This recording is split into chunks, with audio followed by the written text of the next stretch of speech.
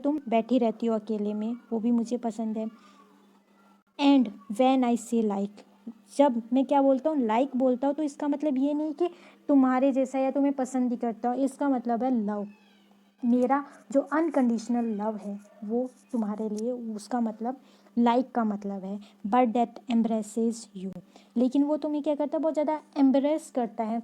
Like कि जो adolescent as का जो पर्सन है, वी कैन से चिल्ड्रन हैं, वो हमेशा थोड़ा डिफरेंट होते हैं, उनके मूड स्विंग्स होते हैं और वो हमेशा अकेले में रहना पसंद करते हैं।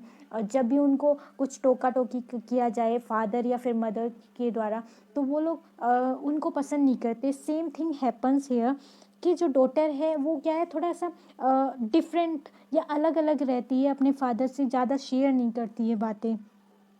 You who feel superior to black and white movies, तुम वो हो जो क्या हो, हमेशा तुम्हें बहुत अच्छा लगता है, तुम सुपीरियर में से अच्छा फील करती हो जब तुम क्या देखती हो, ब्लैक एंड वाइट मूवीज़। क्यों? क्योंकि ये जो पॉम है 1984 में राइट की गई थी, और सेकुलर लव जो पोइट्री कलेक्शन है उसमें ये पब्लिश हुई थी। बट यहाँ पे अपनी डॉटर की बात कर रहा है, जो क्या है, हमेशा अलग तरीके की चीज़ें देखना पसंद करती है, जो बहुत ज़्यादा अच्छा फील करती है जब वो ब्लैक एंड वाइट मूवीज़ देखती। Coaxed for hours to see Casablanca, coax means बनाती है, मुझसे पूछती है मूवीज़ के लिए, टू सी कैसेब्लांसा। ये एक मूवी है 1942 में आई थी, और बेस्ड थी वर्ल्ड वॉर सेकेंड पे। और actually this is the love story movie, और we can say romantic movie. तो तुम हमेशा क्या करती हो, मुझे कॉक्स करती रहती हो दो, क्योंकि एडोलसेंट एज के जो फीमेल होती है या फिर मेल होते हैं, वो क्या है, रोमांटिक आइडियल्स की बात करते हैं कभी कभी। तो सेम थिंग हैपन्स हियर, जो अदर गर्ल्स करती है। दो यू वर मूड, लेकिन जल्दी तुम क्या कर जाती हो, मूव कर जाती हो, मीन्स तुम उनसे बोर हो जाती हो, और उसकी जगह तुम क्या देखती हो, by creature from the black lagoon. ये एक मूवी का नेम है, that is the movie, it is a horror movie.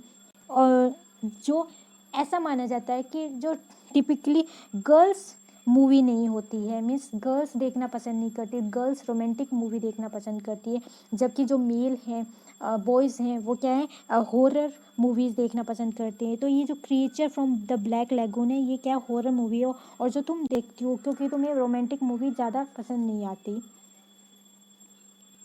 One day I will come swimming beside your ship on someone will.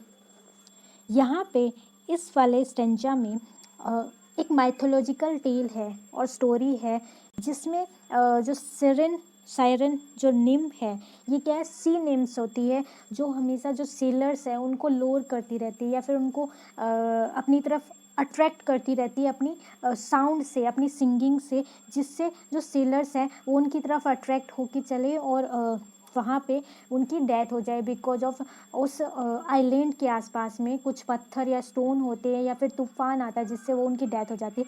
लेकिन धीरे धीरे क्या होता है कि कुछ सेलर्स ये समझ जाते हैं, और वो समझ जाते हैं, इसलिए वो क्या कर लेते हैं, अपने ईयर्स को कवर कर लेते हैं, जिससे उनको वो सॉन्ग सुनाई नहीं दे, और वो उससे दूर चले जाते हैं, उस आइलैंड से दूर चले जाते हैं, उन निम से दूर चले जाते हैं।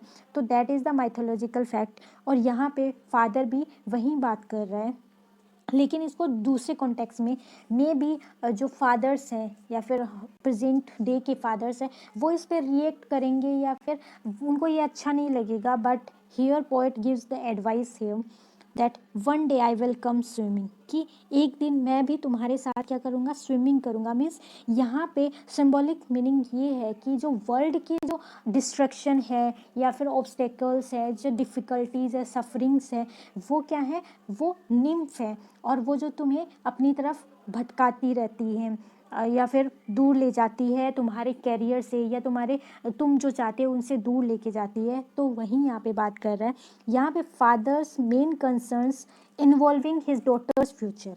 यहाँ पे फादर अपनी डॉटर के फ्यूचर की बात करता है कि मैं तुम्हारे स्विमिंग बिसाइड योर शिप और समवन विल, कि शायद मैं तुम्हारे साथ आऊँगा या फिर कोई और भी तुम्हारे साथ आएगा, जहाँ पे तुम शायद मार्ग में भटक जाओगी। And if you here the siren, जब तुम सायरन सुनोगी, मीन्स वो जो आवाज़ सुनोगी, मीन्स तुम्हारे तुम्हारे जो पाथ है उसके अंदर में डिफ़िकल्टीज आएंगी, ऑब्स्टेकल्स आएंगी, सफरिंग्स आएंगी, और तुम उनसे क्या हो जाओगी, भटक जाओगी। लिसन टू इट, तुम उसको सुनोगी। For if you close your ears, अगर तुम भी उन सेलर की तरह ही अपने ईयर्स कवर कर लोगी, ओनली नथिंग हैपन्स, तो कुछ भी हैपन नहीं होगा। यू विल नेवर चेंज, तुम चेंज नहीं होगी। कहने का मतलब है कि अगर तुमने वो डिस्ट्रैक्शन से मुंह मोड़ लिया या फिर उन ट्रबल से मुंह मोड़ लिया, तो तुम इस वर्ल्ड में कुछ भी नहीं सीख पाओगी, क्योंकि इस वर्ल्ड में रिस्क लेना इम्पोर्टेंट है।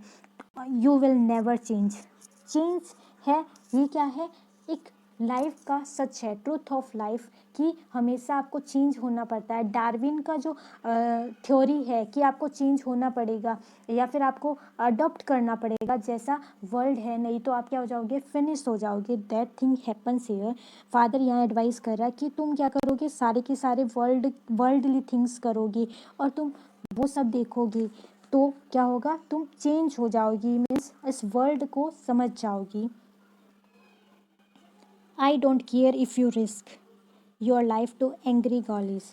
अब बोल रहे हैं कि मुझे फ़र्क नहीं पड़ता कि तुम अपनी लाइफ में रिस्क लेती हो, वो जो एंग्री गॉलीज हैं, मीन्स जो तुम्हारे कोच हैं, उनके बारे में तुम सोचती हो, तुम्हारी लाइफ में क्या चल रहा है उससे मुझे कोई मतलब नहीं। क्रिएचर्स, उनको क्या बोला, क्रिएचर्स बोला, विद वेब्ड फीट। वेब्ड होता है जो जाल के समान है, मीन्स तुम्हें उनकी क्रुएलिटी में शामिल होना पड़ेगा और तुम्हें वो सफ़र भी करना पड़ेगा और फेस करना पड़ेगा। You can enter their caves and castles, तुम क्या करोगी, तुम उनकी केव्स और कासल्स में भी एंटर कर जाओगी, मीन्स उनको तुम क्या करोगी, सामना करोगी, उनको फेस करोगी, उन सब प्रॉब्लम्स को। देयर ग्लास लेबोरेटरीज, उनकी ग्लास लेबोरेटरीज को। Just don't be fold by any one but your self, कि तुम किसी से फूल नहीं होगी, तुम अपने आप को मूर्ख नहीं बनाओगी। कहने का मतलब है कि तुम इस वर्ल्ड में सारी चीज़ें करोगी, तुम एक्सपेरिमेंट्स करोगी, तुम उन मिस्टेक्स से सीखोगी, तुम उनके साथ में रहोगे तो तुम बहुत सारे मिस्टेक्स करोगी, लेकिन तुम उनसे लर्न करोगी। ये नहीं हो कि तुम अपने आप ही फूल बन जाओ और उसी में तुम खो के रह जाओ। That will not happen. This is the first lecture I have given you, you are sweet 16, you said.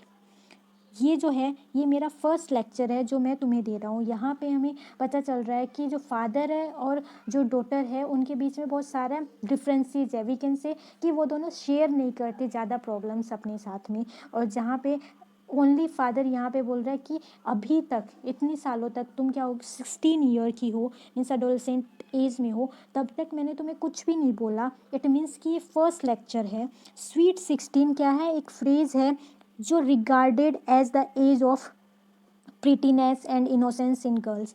Sweet 16 का मतलब होता है गर्ल्स से असेंबल किया जाता है, जहाँ पे जो इनोसेंट गर्ल्स होती है उनके लिए स्वीट 16 बोला जाता है।